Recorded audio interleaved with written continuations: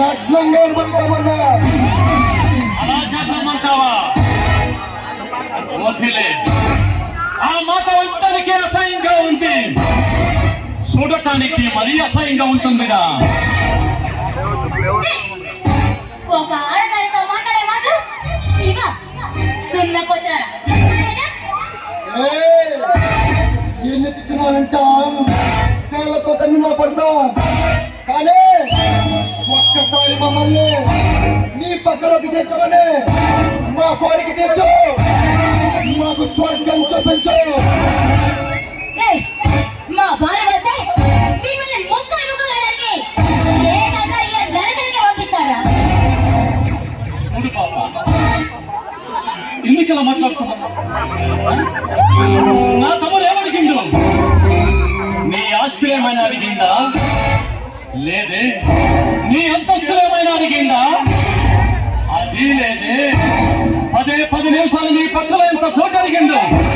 ఆ మాత్రానికే ఏవేవో మాట్లాడుతున్నావు.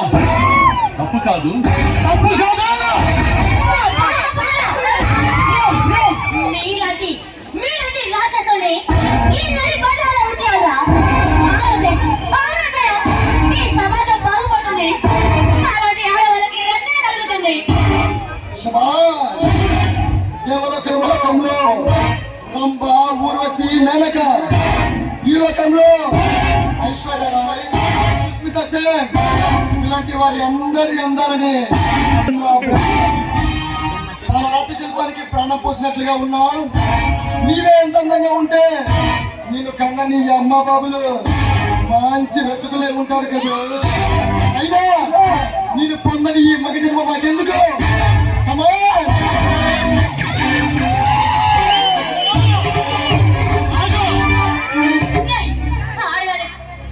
దీన్ని పాడు చేసి వదిలిపెట్టేయడం కాదు.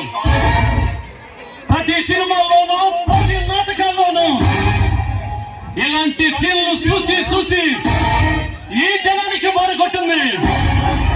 అందుకే మనం ఒక సరికొత్త విధానాన్ని తీసుకొద్దాం.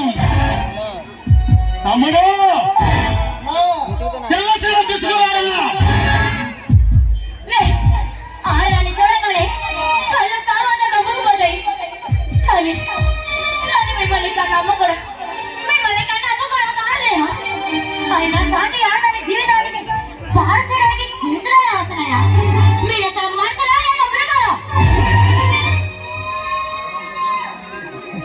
చూడు బాబా, పాముకి కోరల్లో విషం ఉంటుంది, తేలికి